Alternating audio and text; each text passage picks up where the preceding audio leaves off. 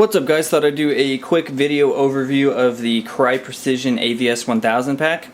Really versatile, straightforward pack from Crye Precision with a lot of different attachment methods.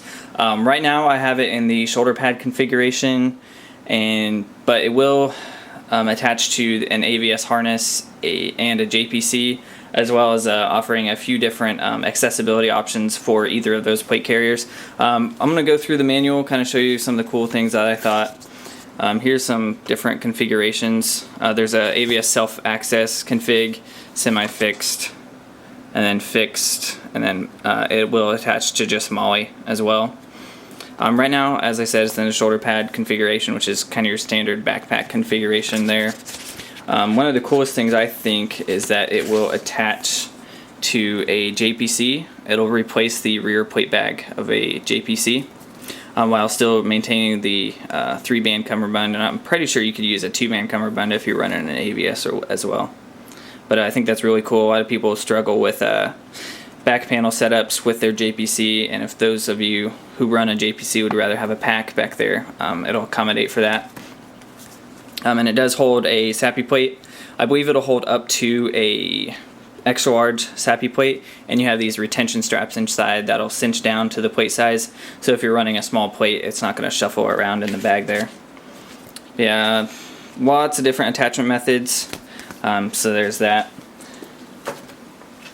To kind of go over the pockets, I was kind of disappointed to see that the pockets they're just random run-of-the-mill pockets. I would have liked to see Crye Precision kind of go in the direction of their Smart Pouch suite and offered inserts for various pockets on the AVS 1000 pack to accommodate different items, such as their 6x6x3 pouch has like 3 different inserts depending on what you want to carry in that specific utility pouch, and it would have been cool to see something like that done with the pack. But starting at the bottom, these front pockets have a stretch material that's really similar. It's a little bit thicker than the stretch material on their combat pants, which is a tweed material. This is a little bit thinner feeling.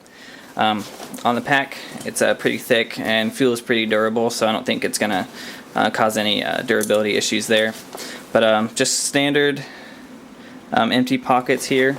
Whilst they hold quite a bit, I just would have preferred to see them kind of have either dividers, organizers, or some sort of modular setup like their Smart Pouch suite has. But the 2 front pockets are pretty much the same size with the stretch material on the outside there. And then you have this top outer pocket that's actually pretty long, goes in there pretty far. There. Main compartment. It's where you have the little, this is the material that they use on their wind liner, and I'm pretty sure their SSE bag that comes with their 6x6x3 pouch, and then it has a nice elastic band running through it. Probably this is where the plate would go if you're running a plate back here. Otherwise you could run your hydration reservoir back here as well. Really nice. And then in front of that you just have a large compartment there. Back here is the frame. I'm pretty sure this is made out of carbon fiber. It looks like carbon fiber to me. Somebody in the Crye or Die group said it could be fiberglass, and I don't think it is. It looks just like the material that they use in their AVS and JPC cummerbunds. It's flexible and really rigid at the same time. If you have anything, it's not going to sag, but it still will conform to whatever plate carrier shape you're using or your back itself. But yeah, nice rigid liner there. Inside here it has the cinch straps, which you actually run up through these little slits in the material. And this is what you would use to cinch down whatever plate you're using. I imagine you could also use this to cinch down if you're running a pretty large hydration reservoir back here. You could probably use these straps to cinch it down to keep it from flopping around very much. Somebody in the Crye or Die group asked if there was a bladder hanger. A lot of packs seem to have them, and this is in the perfect spot for there to be a bladder hanger, but it's just a male or a female end buckle. If you rig up your own male end and then attach it to your hydration reservoir, you could probably hang your bladder from that. I don't think it'd cause any issues, but a lot of people use those, I guess. I've never personally used mine that way. But this is there, so if you want to rig up a male end, that would probably work just fine. That's it for the kind of main compartments. If you're carrying an awful lot in here, or not very much at all, you can cinch these down or expand them. It'll help keep the pack nice and tight, rather than just flopping around a lot. So you have the 2 cinch straps on the side. On this side you have a bottle pouch. It's a elastic band surrounded by more of that stretchy material. A lot of people I know use 1 liter Nalgene's, and I don't think they will fit right here. I have a Camelback Better bottle. This is their 750 milliliter, and it fits just about perfect. In this pocket you have a little bit of room to expand, but I don't know if you'll get a regular size Nalgene, which I think is a 1 liter, but they're a lot fatter and shorter than this one. So you might have to switch bottles if you tend to use this pack, or you do have a 3x3 MOLLE section on this side. And I know a lot of companies make pouches specifically designed for those 1 liter Nalgenes, and you can mount that there if you desire. So there's that. Lots of options while still being a really simple, straightforward pack. You got a Crye Precision logo here. It's always nice to see. And then you have another Crye logo on the padded section here, which is removable. So if you're not running it in the shoulder pad standard backpack configuration, you're probably not going to use the pad. You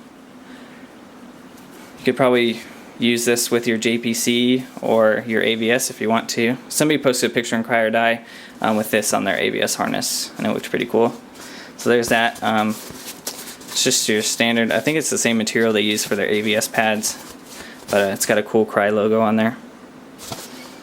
And as you can see here, the kind of different attachment positions. Right now it's in the standard shoulder pad configuration, but these should look familiar to you if you're used to the Crye Precision AVS. I think this would replace the rear plate bag and then the rear straps for that if you're not running a harness.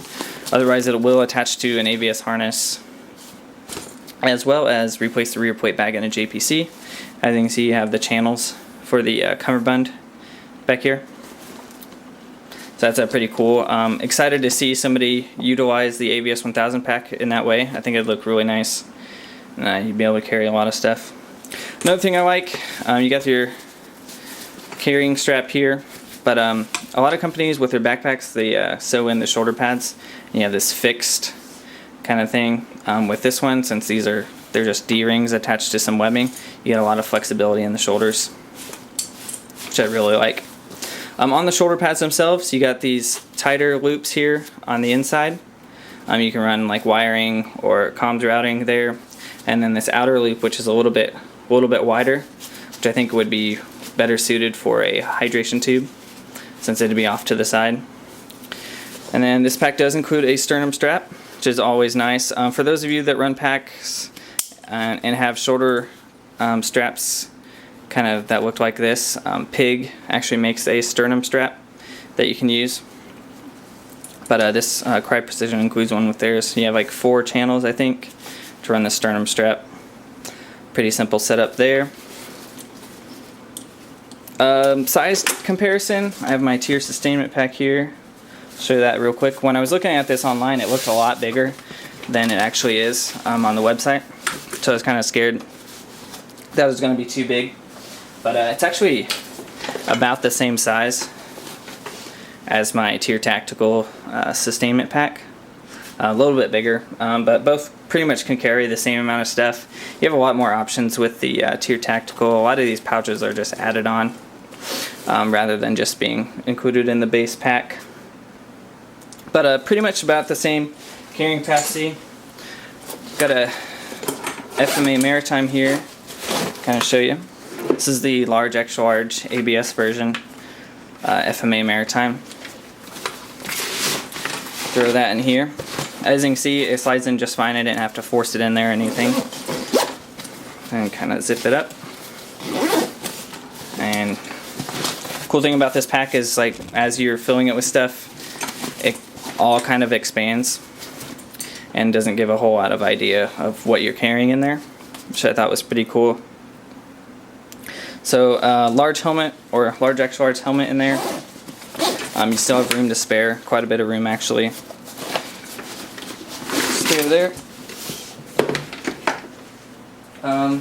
Got my Haley Strategic D3 chest rig. So you wanted to throw this in your bag if you're going to the range or something, or you just want to carry it in the pack there. That'll fit just fine as well. Just looks pretty nice there.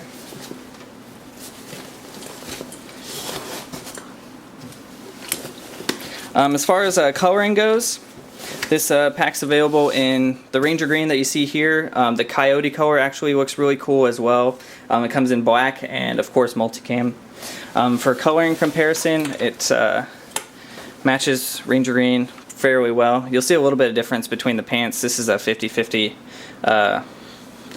nylon cotton material versus, I think, either 500 or denier or 1000 Cordura for the AVS pack, so slight coloring differences there. But the stretch material looks really similar in color as well, which is why I went with the Ranger Green. I really like the two-tone color there, as well as the fact that this pack doesn't really look military. It looks like a everyday hiking bag while still being Crye Precision. There's that. Some other color comparison is the pack color actually matches the color of the MRB a little bit better. So the main pack color for the Ranger Green. The price of this pack, a lot of people grumbled about the price when this first got put on their website. I think it's around $250. But if you search around and kind of compare this pack to other packs on the market, for having as many attachment methods and different modularity that this pack offers, I think it's pretty low in price by comparison to some of the other packs out there. I'm not really sure why people complained about a $250 pack when it's Crye Precision, and the same people are spending, you know, $600 to $800 on a plate carrier, you know, for BB Wars, and they're complaining about a $250 pack. I thought that was pretty funny, but pack is $250 around there on Crye Precision. I'm not sure the exact price.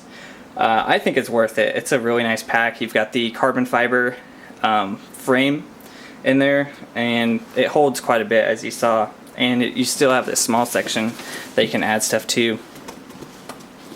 And this pack's going to accommodate different plate carriers. It'll mount to a JPC, AVS, and CPC as well.